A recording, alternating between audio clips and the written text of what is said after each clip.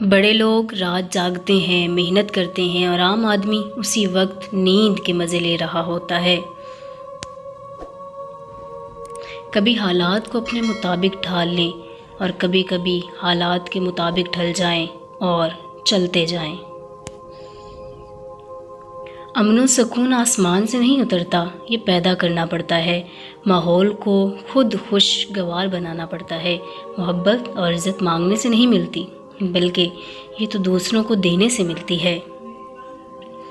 سب جیسوں میں سب جیسا نہیں بننا، خود کو منفرد بنائیے، خیالات، شخصیت اور عادات کے لحاظ سے۔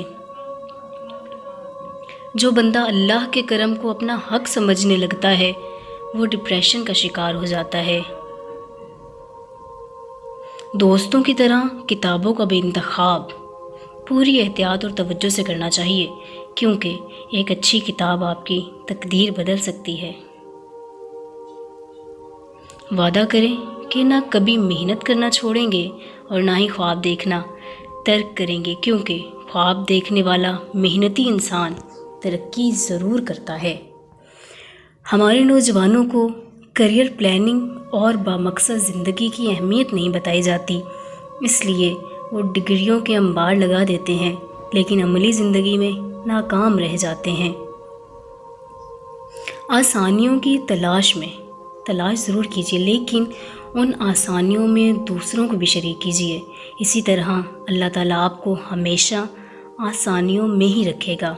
ہر انسان میں ایک تڑپ اور لگن موجود ہوتی ہے، اور یہی تڑپ اور لگن اس کو عظمت تک لے جاتی ہے۔ بس چھوٹا سا کام کر لیں، یہ تڑپ اور لگن کو کسی اچھی سی سمت دے دیں۔ آپ کی زندگی میں آنے والے اساتذہ کرام میں بہترین استاد وہ ہے جو آپ کے سوچنے کا انداز ہی بدل ڈالے۔ سکسیس سٹوری کی تعریف یہ ہے کہ آپ نے زیادہ مسائل کے باوجود کامیاب ہو کر دکھا دیا۔ یاد رکھیے، اس دنیا میں صرف ایک شخص ہے جو آپ کے حالات کو بدل سکتا ہے۔ وہ اگر چاہیں تو آپ کو تاریکی سے روشنی، پستی سے بلندی، مایوسی سے خوشحالی اور نا امیدی سے کامیابی تک پہنچا سکتا ہے۔ وہ اور کوئی نہیں بلکہ آپ خود ہیں۔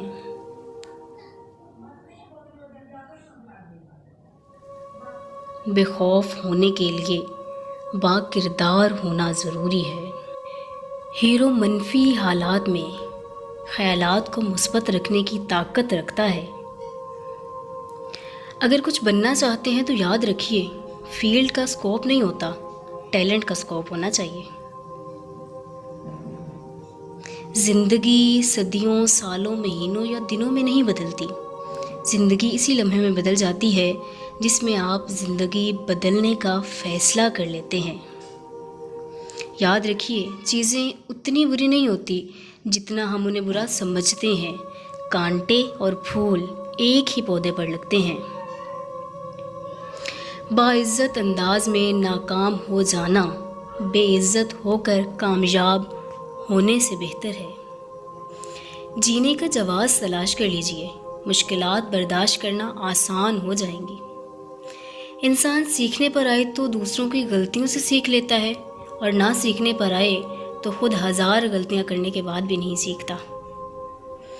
اگر آپ اپنی کامیابیوں کو اپنی ذات تک محدود رکھتے ہیں تو وہ آپ کے پاس بھی زیادہ دیر تک نہیں رہیں گی۔ علم حاصل کرنا بہت ضروری ہے، لیکن علم سے زیادہ وہ مقصد اہم ہے جس کے لیے علم حاصل کیا جا رہا ہے۔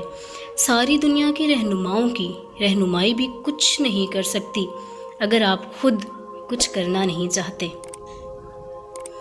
1000 غلطیوں کے باوجود بھی اگر لوگ آپ کی عزت کرتے ہیں اور آپ سے محبت کرتے ہیں تو مان لیں یہ مالک کا کرم ہے۔